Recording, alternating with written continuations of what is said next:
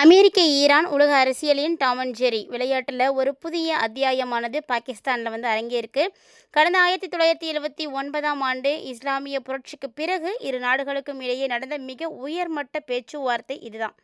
ஆனால் 20 மணி நேர மாரத்தான் விவாதத்துக்கு பிறகும் முடிவு என்னவோ பழைய குருடி கதவை திரடி கதை தான்.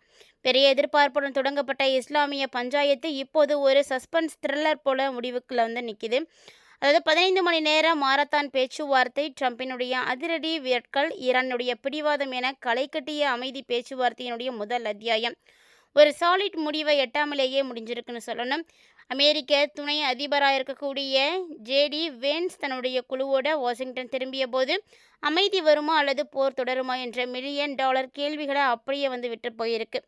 சமீபத்தில் நடந்த UFC போட்டியில் விறுவிறுப்பாக கலந்து கொண்ட அமெரிக்க அதிபர் டொனால்ட் ட்ரம்ப் அங்கிருந்து கிளம்பிய கையோடு ஈரான் விவகாரத்தில் தன்னுடைய பஞ்சுகளை எல்லாம் வீச தொடங்கி இருக்கிறாரு.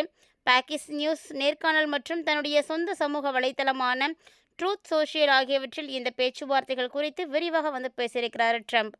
தொடக்கத்தில் கொஞ்சம் கணக்கமாக பேச தொடங்கிய இந்த ஒரு பேச்சுவார்த்தை போக போக மிக சுமூகமாக மாறியிருக்கு.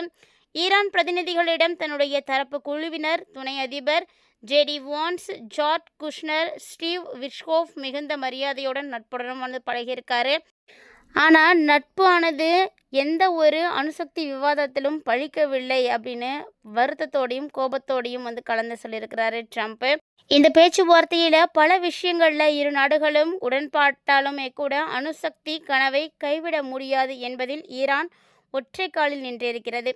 எங்களுக்கு தேவையான மற்ற எல்லா விஷயங்களிலும் உடன்பாடு எட்டப்பட்டது. ஆனால் அணுசக்தி லட்சியத்தை கைவிட அவர்கள் மறுத்துவிட்டனர்.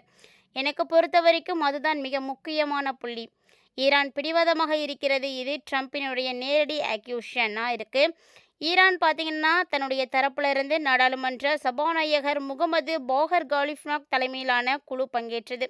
பேச்சுவார்த்தைக்கு பிறகு எக்ஸ் தளத்தில் பதிவிட்ட காலிஃபாப், ஈரானுடைய தாக்கத்தையும் கொள்கைகளையும் அமெரிக்கா புரிந்து கொண்டிருக்கிறது.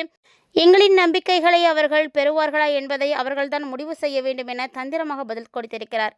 வழக்கம் போல தனது ஸ்டைலில் எச்சரிக்கைகளையும் விடுக்க தவறியவில்லை ட்ரம்ப்.